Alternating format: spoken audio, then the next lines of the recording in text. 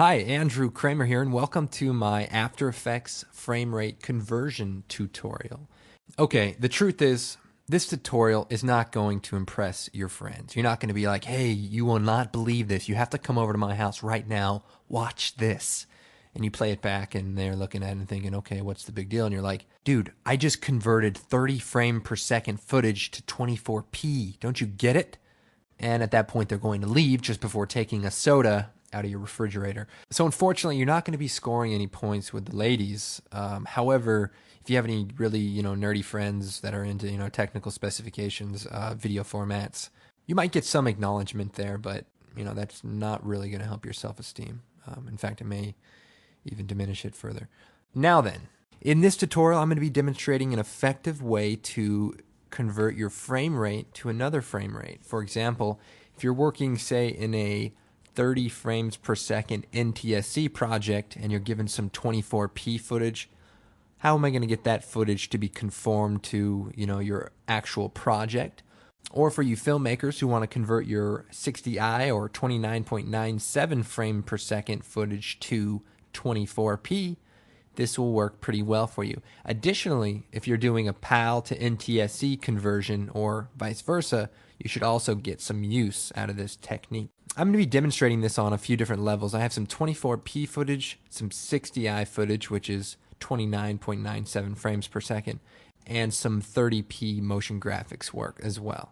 If you'd like to get some more information about frame rates and such, check out your online encyclopedia and just type in frame rate, and there's some different information about different formats. But as long as you have a basic understanding, let's go ahead and get started.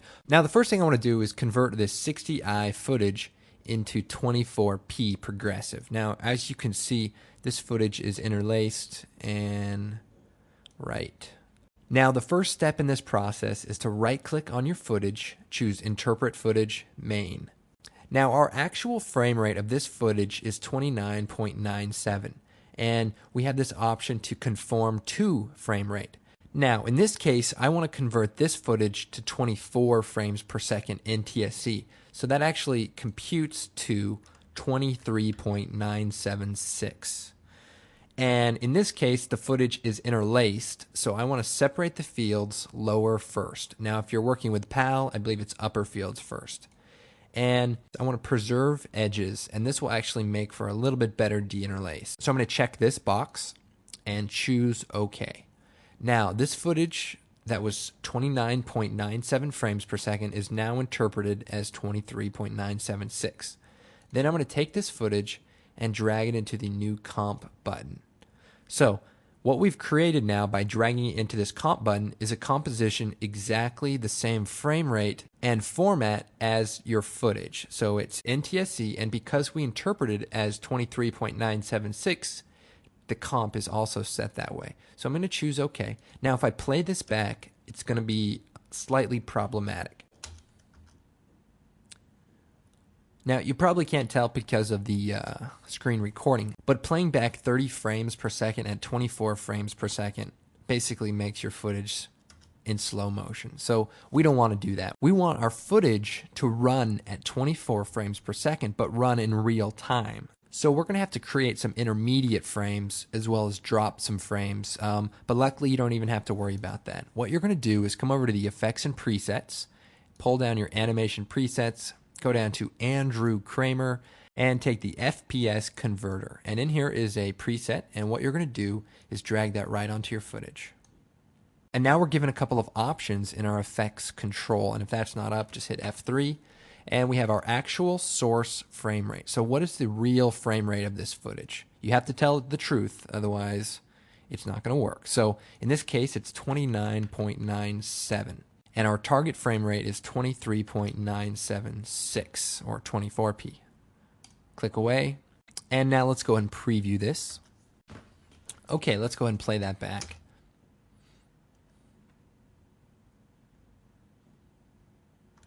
Okay, and if we pull up our info, we can see that the footage is actually running at 23.976 frames per second. And obviously you can't tell because of the screen recording, but you're just going to have to try this for yourself. But the footage is very, very smooth and looks pretty good. But I know what you're thinking.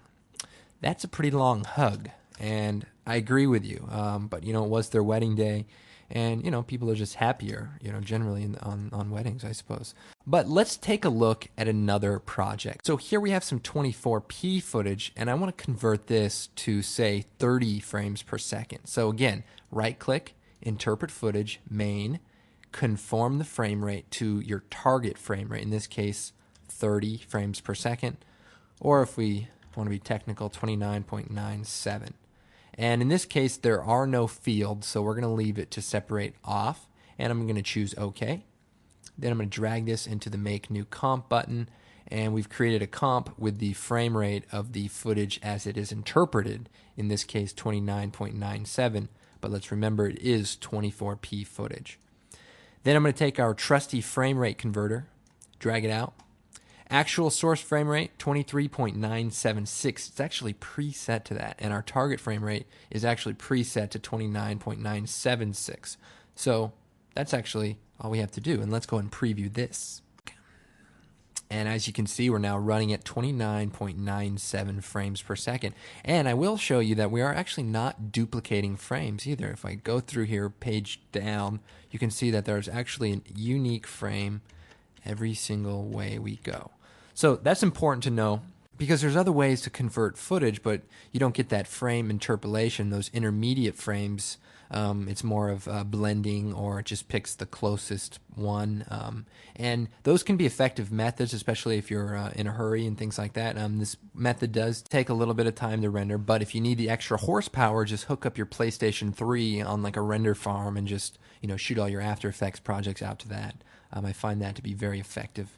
Now, I will point out that this footage is 24p to start. It does not have a pull-down cadence inside of it. So what I mean is it was shot 24p, but the cadence was removed and then rendered into a movie file. So if you have footage that is 24p advanced or has like a pull-down inside of it, you need to remove that first before you actually run this process. Now, let's take it another step. Here I have Series Effects, which is now 30p. Now, this is motion graphics, so I just wanted to point out how this works.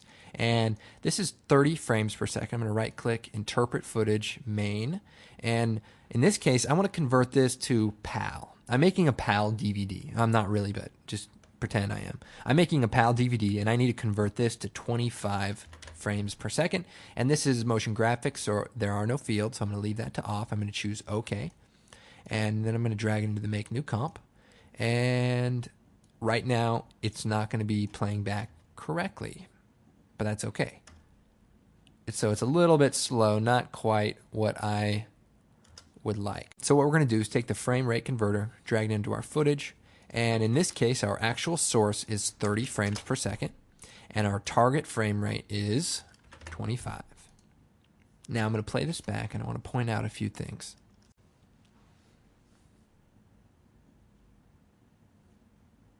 Okay, this looks pretty good, but if we go in here, we're going to actually see a problem. Okay, right there. This is what we call the motion vector artifacts. Okay, this is generally not a good thing, but basically what's happening is we are creating intermediate frames, and After Effects is trying to figure out what is supposed to be in between here and here. So in its struggle, it's trying to figure it out, but this is so blurred out, it can't quite figure it out. So it causes this warping and this artifacting. So this is sort of the side effect of this procedure. However, there are ways to refine it. So if we go over to our frame rate warp, we can come down to our tuning and play around with some settings. Now, I don't want to get too much into this, but if you play with these settings, you should be able to refine it to get a really, really clean conversion. Now, I have this air threshold slider, and in this case, we have a really big problem. So I'm going to up this to about 40 and hit enter. So now you see we've somewhat eliminated it, but here's what's happening when we play with the air threshold. When it can't quite figure out what's supposed to be from here to there because of motion blur or something like that in your actual footage, you want to tell it, if it can't figure it out, then just blend the frames together. So the air threshold is essentially going to blend the frames together when it can't figure it out. But guess what? Usually it's times when there's high motion and things going on where you can't really tell that say the frames are being blended. It's almost as if it's its own built-in motion blur. So it is sort of a side effect, but you can certainly make your way around it. Now let's go ahead and preview this with our error threshold at 40. Okay, I'm going to go ahead and play this back.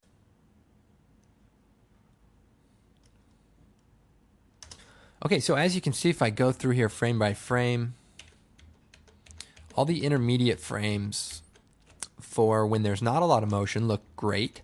And then once the motion kicks in, you can see it also looks pretty good. Minus the fact that After Effects doesn't know how to handle motion blur, but that's a story for another day. Now, a real quick insert here. If you are doing like an NTSC to PAL conversion, you also need to change the actual frame size of the composition. So go to your composition settings and just change it to the preset that is what you're looking to change it to. So in this case, PAL, and make sure it is the frame rate that you plan to convert to. So in this case, 25. Now, the frame size in NTSC is a little bit less than PAL resolution, so you're going to right-click, choose Transform Fit to Comp Width, or Transform Fit to Comp Height, and depending on how you're trying to convert it, you can use either of those options, so if you want a letterbox or not.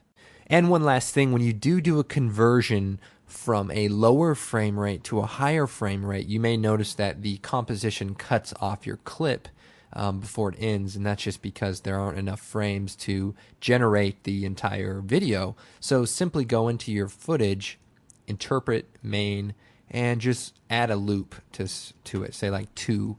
And then in your composition, just extend it whatever is necessary. So 25 seconds instead of just 18.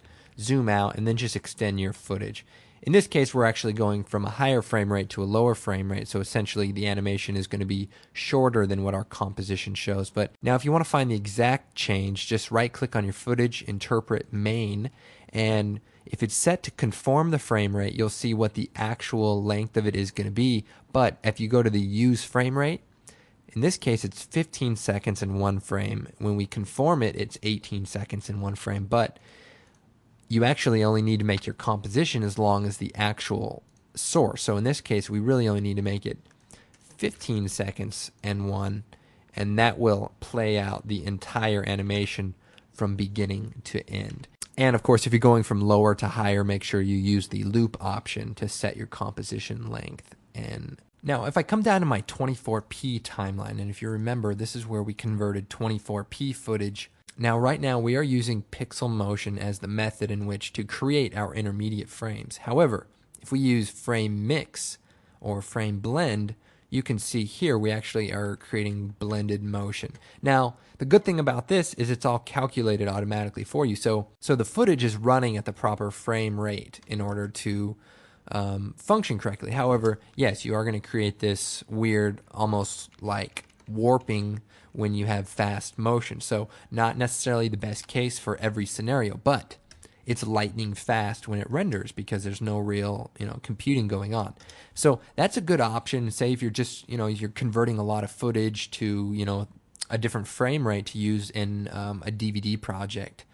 Now, whole frames will actually just double frames. So it's kind of what you can achieve in After Effects without any of this stuff. However, the good thing about this is just while you're working, you're just checking to make sure things are in sync, use whole frames, and then once you're satisfied, you can switch back to pixel motion. So consider it like a draft quality, something to that effect. Now, you're probably asking yourself, okay, now where do I get this fancy frame rate converter? Well, you can actually download it from the website, and it comes as an FX preset. And you just take that folder, drop it into the presets folder in your After Effects directory, and it will populate in your effects and preset list. So not to worry. Now, some of you out there are probably thinking to yourself, I may not be an idiot, but I know that this frame rate warp is actually nothing more than the time warp effect. And you know what? Good for you. You're absolutely right. So what I'm going to do is show you how I created the frame rate converter preset. Now, a magician usually doesn't show off his tricks, but I'm not a magician. I went to magician school. It didn't really work out. The sleight of hand thing, I just couldn't quite hack it. And I'm still paying off my magician loans. But anyway, not important. the point is, I'm going to show you how to create this. So if you don't want to download the preset, you can build it yourself. Now, this will only essentially work in After Effects 7 unless you have Twixtor. If you have Twixtor, you can set it up the same way using the same expressions, just using the Twixtor's plugin as the base. So basically how this works is there's two expression sliders, okay, and they're linked up to the time warp speed adjustment. So if I come over here in the comp, hit U, I can see what I've done here. I've taken the effect, actual source frame rate, up here, actual source frame rate, slider, so this value, divided by, so we have a little division sign, effect target frame rate, slider, this value, times 100. And because our speed is based on 100%, multiply times 100, and we can create a value that is pertinent to creating a frame rate conversion.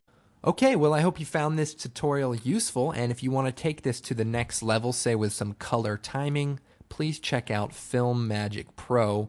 There's some really, really great preset cinema styles to just give you some nice looks now that you have your frame rates in order. So depending on what you're looking for, you can actually achieve some nice looks with these presets. And of course, you can make adjustments and all that good stuff. Okay, that's it. My name's Andrew Kramer, and feel free to visit me on creativecow.net in the After Effects and Photoshop forums, or visit my website at www.videocopilot.net. Thanks for watching.